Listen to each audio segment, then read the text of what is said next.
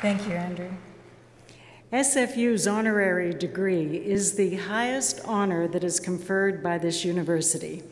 Honorary degrees are awarded to distinguished individuals in recognition of their scholarly, scientific, or artistic achievement, or in recognition of exceptional contribution to the public good through professional or philanthropic activity.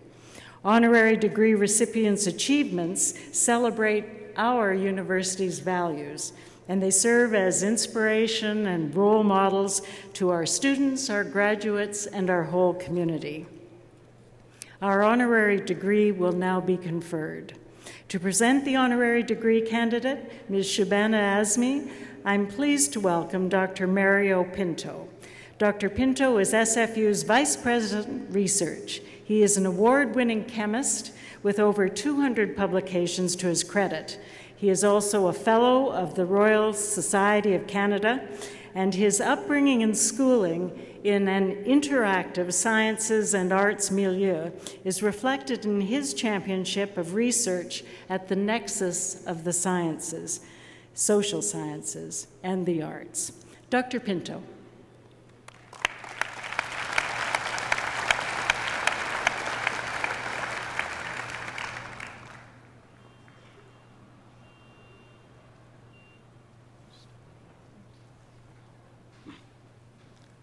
Madam Chancellor, ladies and gentlemen, I am honored and humbled to present Shabana Azmi. Shabana ji.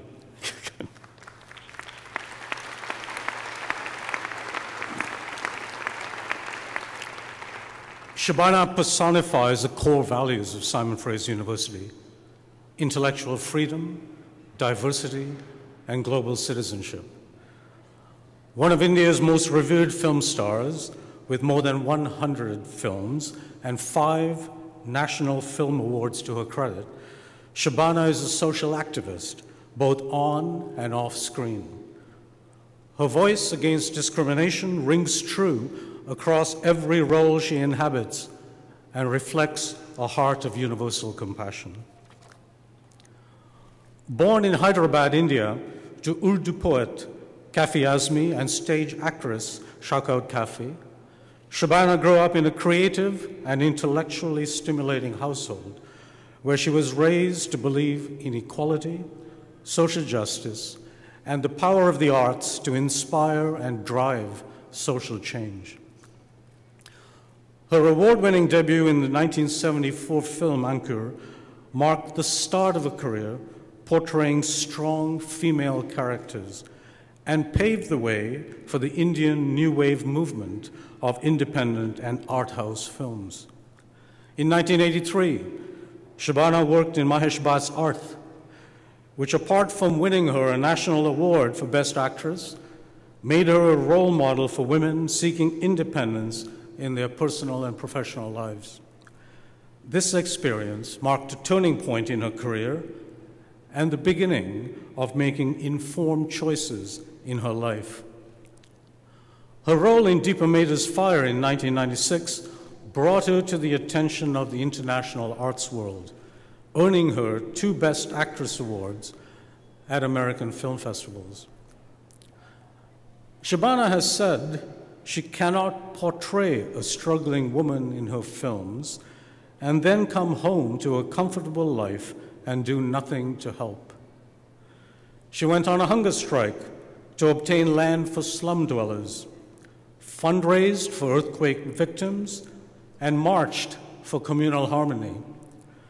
She runs a nonprofit organization established by her late father to bring education to girls in their home village. In 1997, Shabana was elected to the upper house of the Indian Parliament. She has served as a goodwill ambassador for both the United Nations Population Fund and the South Asian Association for Regional Corporations, Tuberculosis and HIV/AIDS Center. Shabana has received many awards for her contributions to society. In 2006, she was the first Indian social activist to be awarded the Gandhi International Peace Prize at the House of Lords in London. In 2009, she received the World Economic Forum's Crystal Award for using her art to reach out to other cultures. Shabana is a prime example of a constructively engaged global citizen. As you listen to her story, I encourage you to think about how you too can serve as an agent for social change in whatever field you choose to pursue. Madam Chancellor, on behalf of the Senate of this university, I ask that you now confer upon Shabana Azmi the degree Doctor of Fine Arts, honoris causa.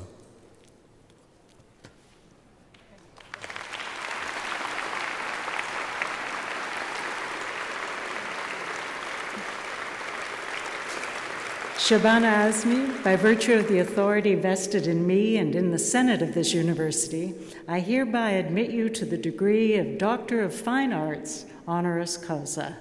Dr. Azmi will be hooded by Dr. Gordon Myers. He is Associate Vice President Academic, and by Dr. Kate Ross, Registrar.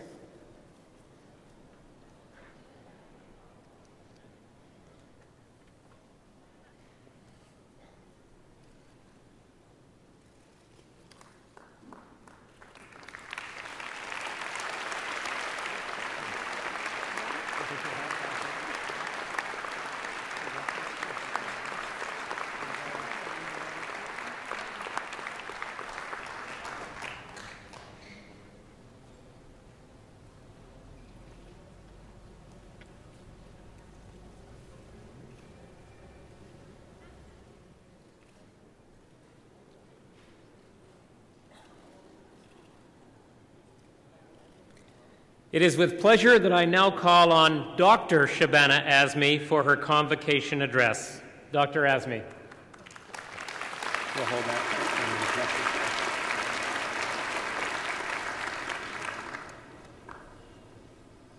I thank you for the honor bestowed on me today. I consider this honor special because it has been conferred by you, a university, the raison d'etre of which is to engage the world.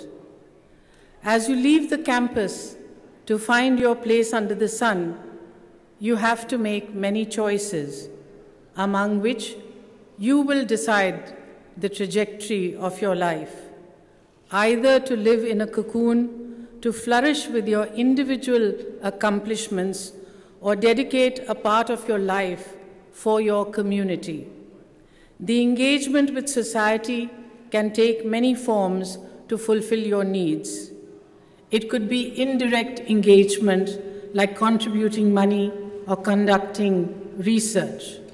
And it could be direct hands-on work with the people, which again encompasses a wide spectrum, from development work on health, education, and livelihood to confronting the establishment and vested interest to change the status quo.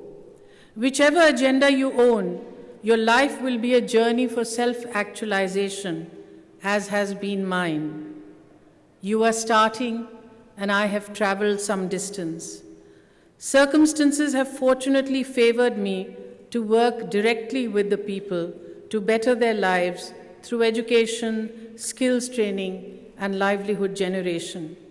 But some of the most important moments of my life have been the confrontation with entrenched powers. Nivara Haq, the Right to Shelter, is an organization I work with that has agitated for the basic rights of slum dwellers of Mumbai, who are the nuts and bolts of the engine that runs this enormous city. But for their daily toil, the city will grind to a halt. Yet, after a hard day's work, they don't own a place to sleep, wash, cook, or bring up their children, a place which you and I call home. They are the unknown laborers who build mansions, hotels, and skyscrapers brick by brick, and after laying the last brick, they retreat into a tarp-covered hole they call home to merely exist there at the mercy of the slumlord and the police.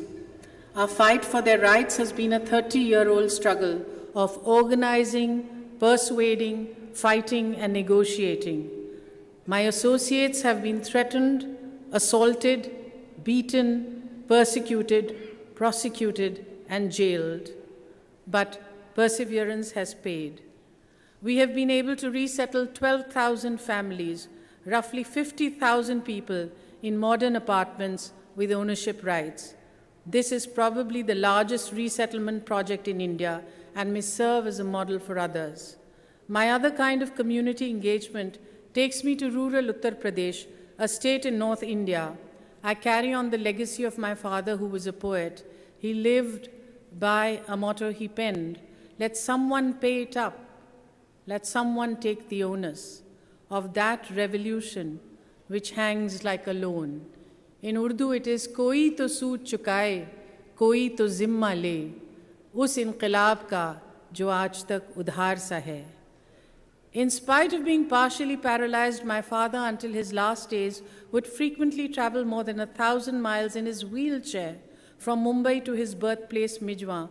A village of 540 people was frozen in time and laid in undisturbed slumber for centuries until he sowed the seeds of awakening. 30 years ago, his village did not even figure on the map of India. It did not even have a road, electricity, or a post office.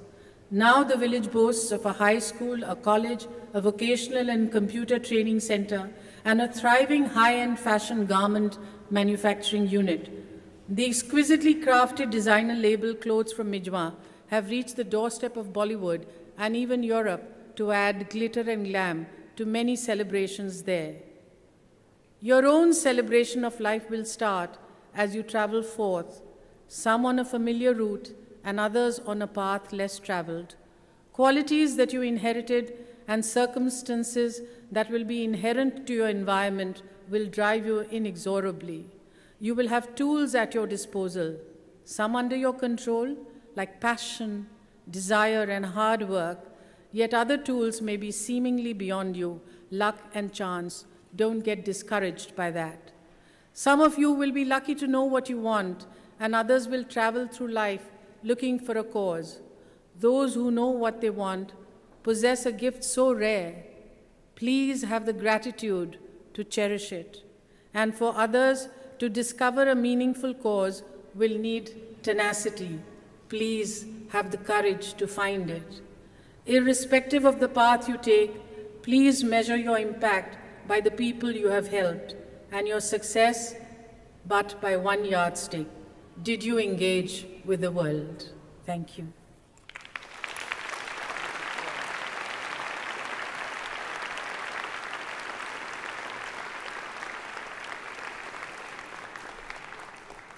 Thank you, Dr. Azmi.